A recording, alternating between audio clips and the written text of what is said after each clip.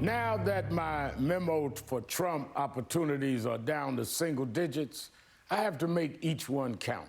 So this week, Mr. Lame Duck President, I want to talk to you about your so-called elite strike force, legal team.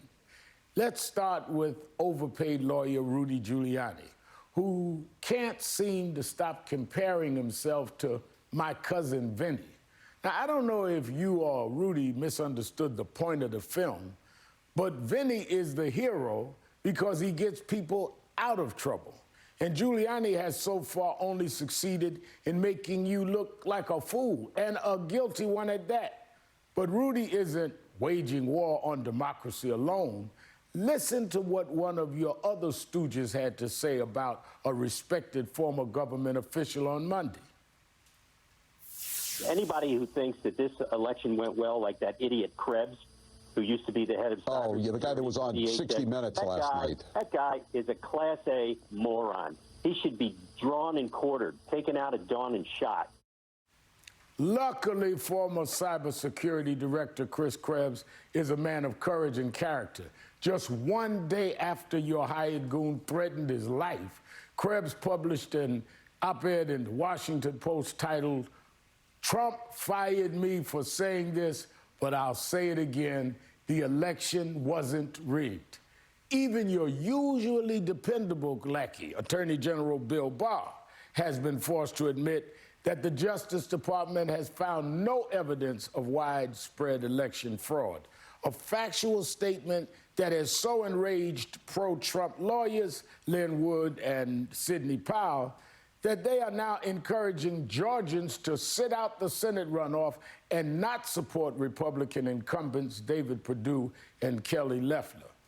But even that's not enough for your most rabid and high-profile backers.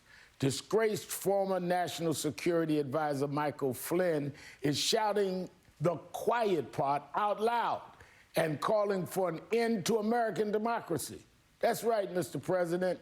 The man you pardoned just last week is calling for you to suspend the Constitution and declare martial law, ending centuries of peaceful democratic transitions.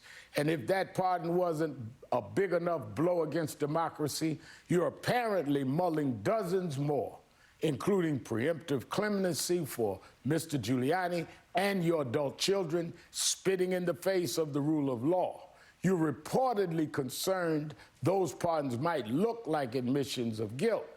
And I'll tell you right now, you can move right past that concern. The American people already know you're guilty. And whether you dole out those pardons or not, you'll always be remembered as the pathetic loser you are, a failed one-term president who lost the popular vote twice, who was impeached for blackmailing our allies into interfering in our election, and a contemptible blowhard who boasted that he would hire only the best people and then assembled a ragtag team of his own inept children and miscellaneous other malcontents who helped him wage war on democracy itself. Those fixers you hired, they seem capable only of getting you mired in the biggest fix of your life. Good luck getting out of it in 6.5 weeks when you're unceremoniously ejected from the White House and lose all the legal protections you've been exploiting. We'll be right back.